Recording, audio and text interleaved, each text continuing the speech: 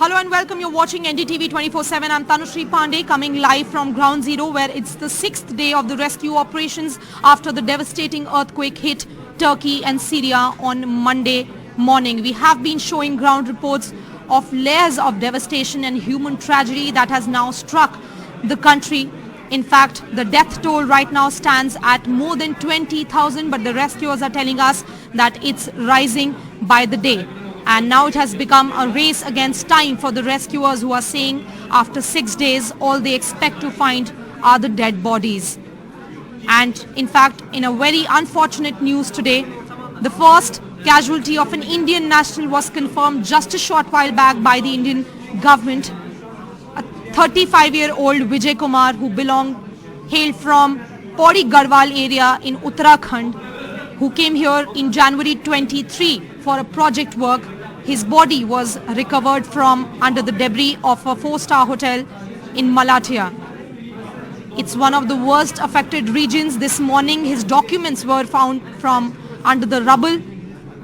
Body was yet to be found, but just a short while back the government sources have confirmed to us that his body has also been recovered, and now the Indian ambassador to Turkey has already spoken to the Turkish government, and now the process is on.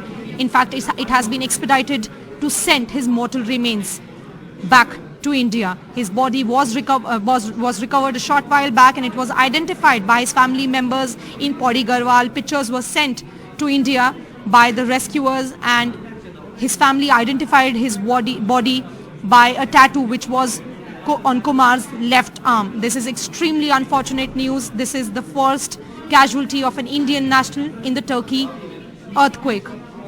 We will be bringing you more reports of the devastation and the human tragedy which has struck Turkey. This is the Indian Army hospital which has been set up in Iskenderun in Hatay province, one of the worst affected regions. We are here right now trying to speak to the patients who are being treated by the Indian Army medical teams, and we are also going to speak to the brilliant team of the Indian Army who are here working round the clock to save as many lives as possible. What can you tell us more about how many surgeries have you conducted? Actually, we are doing only limb and life-saving surgeries. We are doing around 10 to 12 surgeries a day. So yesterday we did a major surgery. A patient came with gangrenous lower limb. He was rescued after 96 hours of the compressed out debris. तो आप बता रहे हैं कि 96 hours बाद किसी को rescue किया गया और उनका पूरा लेग गैंग्रीन हो गया था उसमें. उनको ठीक सलामत बचाया गया सर? हाँ, उनको पहले रिससिटेट किया गया, देन उनका अबाउ नी एम्पुटेशन किया गया, जिससे कि शरीर में इन्फेक्शन ना फैल सके. जी जी सर, अभी तक कितने लोग ला जा चुके हैं इंडियन आर्मी के हॉस्पिटल में? Around daily 200 to 300 patients are coming. If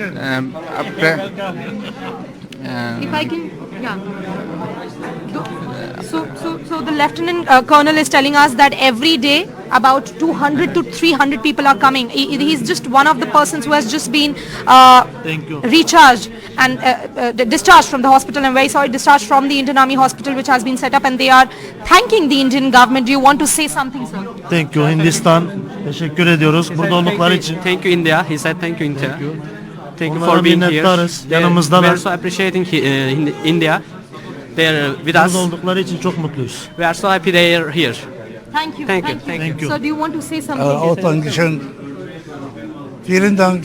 Are you feeling okay now? Ja, İyi misin dede? İyi. iyi. Yeah, you're feeling.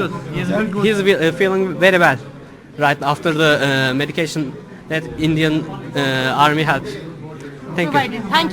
Thank you, sir. Thank you, sir. So this is the brilliant, the fantastic team of the Indian Army who have been conducting surgeries from day one in Turkey.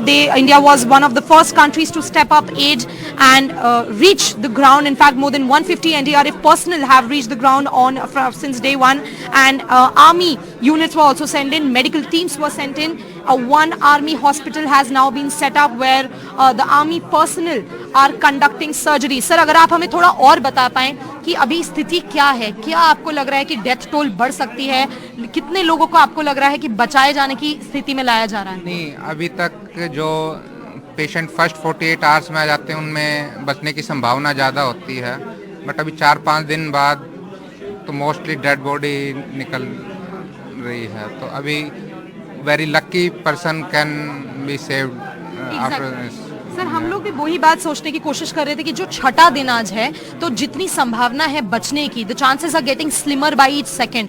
तो अब आप लोग के पास कैसे तरीके के patient आ रहे हैं? कोई चांसेस है कि उनको बचाया जा सके? कितनी खराब स्थिति में लाया जा रहा है? Completely crushed? अभी यहाँ पे एक तो टेम्परेचर बहुत कम है, पेशेंट 4-5 दिन से कुछ खाया नहीं है, कोई दबा हुआ है, तो उसको कम टेम्परेचर में हाइपोथर्मिया होने के चांस होते हैं और डिहाइड्रेशन हो जाता है, तो उसको हम सबसे पहले रिससिटेट करते हैं, उसको टेम्परेचर बढ़ाने के लिए थर्मामीटर हीटर्स का यूज़ करते हैं, आईवी फ्लूइड से रिससिटेट करते हैं। बट अभी आप बोल रहे हैं कि जितने लोग हो सकता था बचने की संभावना है वो 72 आवर्स तक बच चुके हैं, अब ज्यादा से ज्यादा डेड बॉडीज को रिकवर करने का काम किया जा रहा है, जो कि बहुत एक खराब अनफॉर्चुनेट बात है। And that's precisely what we were reporting on, that it's the 6th day of the rescue operations in Turkey, and even the rescuers are telling us that the harsh reality on the ground is that whoever could have been alive under the debris have already been rescued alive. Now the harsh reality is that it's a race against time for the rescuers. Even the rescuers are doing a silent rescue work. They're asking all the people who are surrounding the building to be absolutely quiet so that they can hear any kind of voices which can be coming from under the rubble. I will again show you some of the visuals, and I will tell the viewers who are watching this show right now on NDTV that the visuals we are going to show you can be triggering, so viewers' discretion is advised. He is a man who has just been brought into the Indian Army Hospital in Iskenderun in Hatay province, and I will try and take a question. Sir, इनको अभी has he just been brought in? Üstüne basamıyor. Sir, अभी लाया गया है इनको? No no no, हाँ, इनको अभी लाया गया है? हाँ अभी ले आए हैं। अच्छा, तो इनकी क्या स्थिति है थोड़ा बता दो। ये डॉक्टर देख रहे हैं। जी जी। अभी इनको जो दबे हुए थे वहाँ से नीचे से अभी निकाल के इनको क्राइसिस इंजरियाँ हैं यहाँ पे। क्राइसिस इंजरी आएगा। जी जी। अभी डॉक्टर साहब देख रहे हैं इनको। डॉक्टर साहब देख रहे हैं, बट फिर भी अवस्था इनकी ठीक है, बचाया जा सकता है। हाँ बचाया जा सकता है। बचाया जा सकता है। So that's a good news that people are still being rescued alive, and the army hospitals which have been set up, especially the Indian Army Hospital which has been set up here, are trying their best. They're doing their every bit to keep to make the situation better on the ground. In fact, one of the person who was just rescued from under the rubble, he has suffered some injuries on his leg. There will be a surgery which will be conducted on him, but as of now he is doing fine. Your family is here in the hospital? Senin ailen hastanede mi? Evet, hastanede şu an. Her family is in the hospital. Yeah. Are they okay right now? Ailen iyi mi diyor şu an? Abim şehit oldu sadece. His brother passed away. That's why they are so sad. I'm extremely sorry. His father has passed away. His brother passed away. Her brother passed away. Yes. So, this lady who is standing right behind me, she has lost her brother in the earthquake. And right now her entire family, including her husband, father and sister, are admitted in the Indian Army Hospital. And I will show you the visuals on the ground once again. This is the Indian Army Hospital which has been set up in Hatay province, in Iskenderun city, and every day, every hour, patients are being brought in. Here is a man who has just been brought in, and the Indian Army is here. They are trying their best to save as many lives as possible. This is the Indian Army Hospital, and we are coming live from ground zero where the situation is extremely bad. There are layers of devastation. Sir, if I can take you live, he's I'm Lieutenant Colonel Yaduvir Singh. Lieutenant Yaduvir Singh is with us live. Sir, thank you for speaking to us, and thank you for the work you are doing. How many people have you been able to save right as of now? We have treated almost 800 patients by now. By 800 patients? Yes. So, 800 patients? Yes, correct. And by till when do you think the hospital has to be here in Turkey? We are open-minded. We are ready to take on as long as it's required. Our replenishment medicines are coming. DGMS Army is sending us the medicines continuously.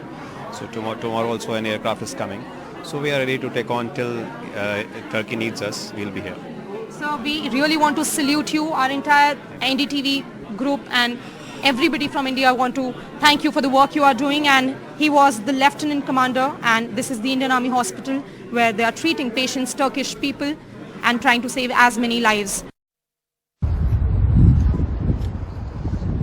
This is how everything has stopped, because the rescuers are trying to hear the voices which are coming from the debris.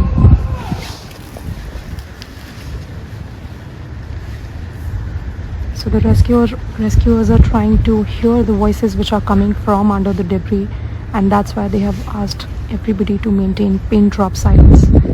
And this is how the entire traffic is stopped. And you can hear voices of the rescuers who are screaming and trying to hear the voices which are coming from under the rubble of anybody who could have been trapped and is still alive.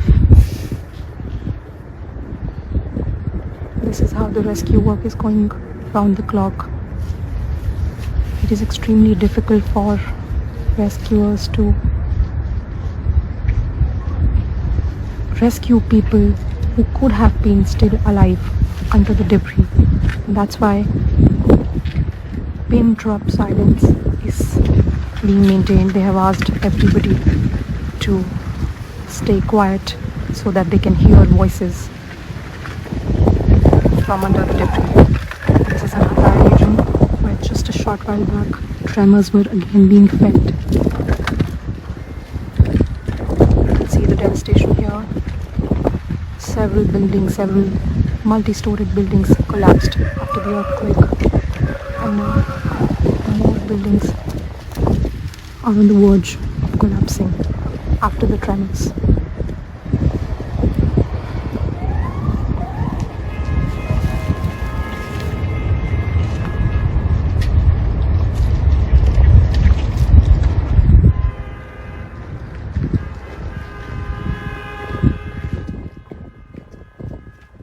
How many family members you lost, sir? 7, 29 yaşında, 30 yaşında, 42 yaşında, 19 yaşında, 19 yaşında. 7 tane. You used to live here. Ya Olivia. So this man has lost 7 of his family members, and what you see behind me has become a common sight across the southeastern part of Turkey. A devastating earthquake hit, struck Turkey and Syria on Monday, and now it's day 6 of the rescue operations. But just a short while back, the rescue work was stopped here in Hatay as tremors were being felt again, and that's why the Turkish army, which is present here, they have asked the rescuers and the media personnel to stay away from the buildings which have collapsed. I will also show you that there are buildings which did not collapse, but now the base is extremely weak and they can fall or collapse at any point of time. These buildings have been declared as unfit for living permanently, and they can collapse even after a aftershock now. That's why the rescue work has been stopped here for the time being, and the Turkish army is saying that the rescuers have to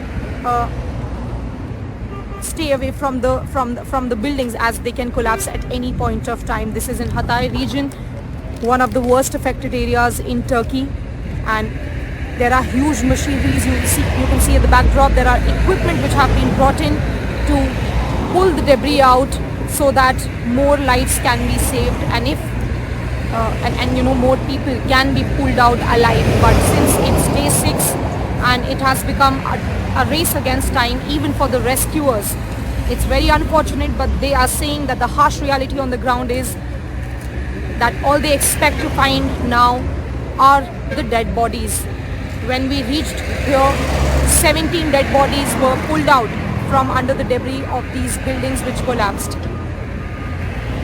And since tremors were being felt just a short while back, for the time being, rescue work has been stopped here in Hatay. This is one of the worst affected regions, one of the worst affected provinces after Gaziantep, where we were yesterday. Indian Army has also set up a hospital. We will be showing you how the Indian Army has stepped up to take care of the surgeries and how they are dealing with casualties here in Turkey. But for now, this is the situation on the ground where the rescue work had to be stopped as tremors were being felt again in Hatay. And at least 4 to 5 huge buildings collapsed here.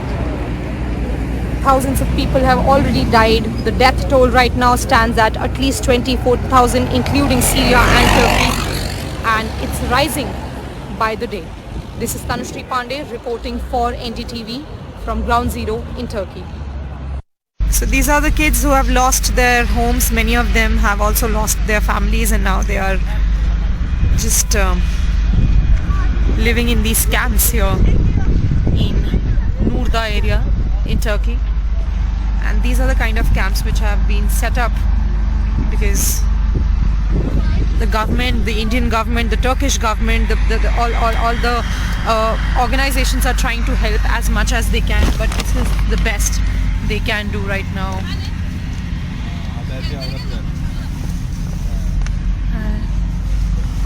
Ma'am, I'm so sorry. We are from India. Hindistan'da gelmiş. Yes, sir. You speak English? Yok. Turkish.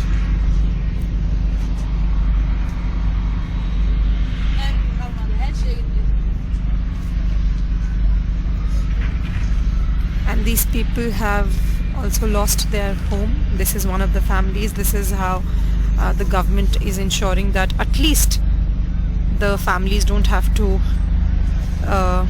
be on the streets in this kind of a harsh weather.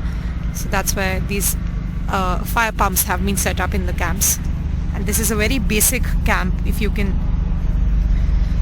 see, this is a very basic tarpaulin camp which has been set up, and many such camps in fact have been set up for the families who have lost their homes in the earthquake. This is Nurda area in Gaziantep province, one of the most worst affected areas. We are right now in Kilis, which is the Turkey and Syria border, and the earthquake which struck southeastern Turkey near the Syrian border on Monday, the 7.8 magnitude earthquake, which was closely followed by several hundreds of aftershocks, has left Syria as well in a worse condition. In fact, the situation in Syria is much worse than Turkey because the help, the most important help which Turkey got in the first few hours of the tragedy couldn't reach Syria. Now I'll give you a backdrop as to why sending in help in Syria became such a difficult situation, because there are many sanctions of the United Nations as well as the US on Syria. US said in 1979 that Syria is one of those countries which promotes terrorism, which supports terrorism, and it also finances them, and that's why sanctions were put on Syria by the US, and there were several sanctions by the United Nations as well. But now that such a tragedy has hit the two countries of Turkey and Syria, the most important help which could have been saved more lives couldn't reach Syria in the first most important bracket of 48 to 72 hours. Many countries could send in help to Turkey, India being one of the first ones which send in medical teams, Indian army units, NDRF personnel. They also set up a hospital, a medical camp and a hospital in Hatay in Turkey where they are treating many people. In fact, there are professional help which could reach Turkey from many countries. At least 90 countries have sent in aid, professional machineries, huge machineries which can pull out debris so that more people can be pulled out alive. But that same help couldn't reach Syria because Syria had many sanctions on them by United Nations, by US as well, and that's why the citizens of Syria are crying out for help. They are reaching out to the world and telling them through social media that what kind of behavior they have been meted with, where the help couldn't reach them. And now the citizens are saying that the first convoy of United Nations with food and with shelter tents only trickled in parts of Syria day before yesterday, but by then it was too late because the citizens are saying that first we need to bring out people, rescue people alive from beneath the rubble. Thousands of buildings have collapsed within seconds in parts of Syria as well, but the death toll in Syria, what we are getting to know is more than 4,000, but in all likelihood people are sources and journalists who are inside Syria, who are from Syria, who are tweeting from there, are telling us that the death toll is going to be much more than that, because right now many people, thousands of people are still stuck beneath the rubble. As we stand right now at the Turkey-Syria border, which is called Kilis. And of course, because since we do not have permission, we cannot go beyond this point. We can only tell you, and we really hope that the citizens in Syria get the much needed help. In fact, the UN said that at least 5.3 million people have lost their homes.